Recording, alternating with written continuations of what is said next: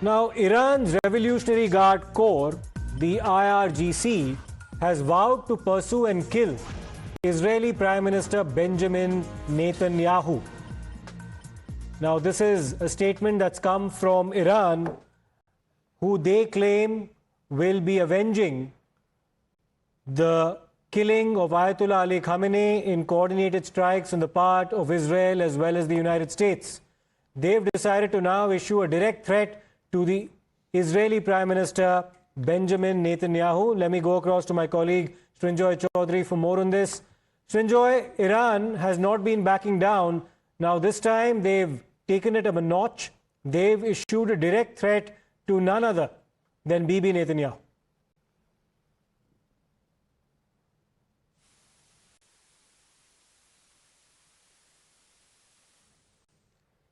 We'll try to patch that audio line with Srinjoy Chaudhary once again. But a direct threat now coming from Iran to the Israeli Prime Minister.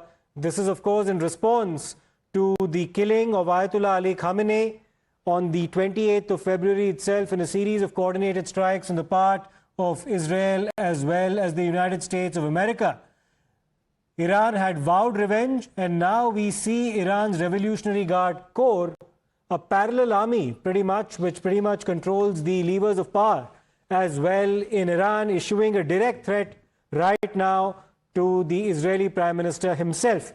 Let me go across to Srinjoy once again. Srinjoy, what do you make of this threat?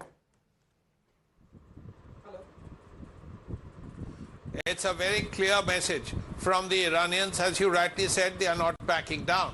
It's interesting to see that they have threatened Bibi Netanyahu, but not Donald Trump. So why are they doing that? That's also something to be looked at.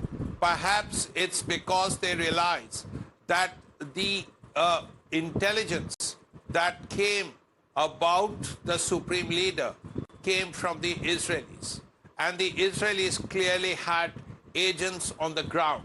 The Americans may have had taken, the Israelis may have had taken, but it's entirely possible that the Israelis had humid, which means an intelligence source on the ground.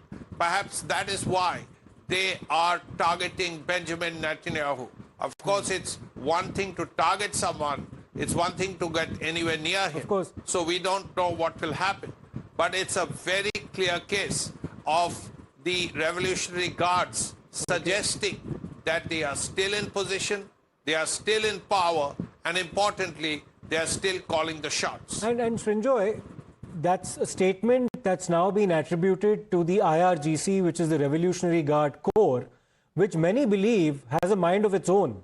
It's not necessary that Mahmoud Pezeshkian, who's the Iranian president, necessarily controls or exercises any serious influence over what is, at the end of the day, a parallel military organization that used to report pretty much directly to the Supreme Leader Ali Khamenei, and presumably now, after his death, is in direct coordination with his son Mujtaba.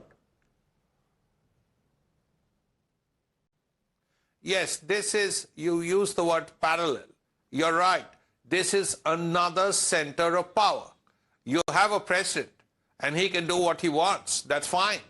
But the Revolutionary Guard Corps has a mind of its own and a decision-making ability of its own and enough power to back up the decisions. So this has come from the Revolutionary Guards. Yes. And it's very clear that this is a message that is going to the world. And the Revolutionary Guards are telling the world that, look, we are in charge. Okay. Stay with us, Srinjoy, because we have another important development now coming from Iran.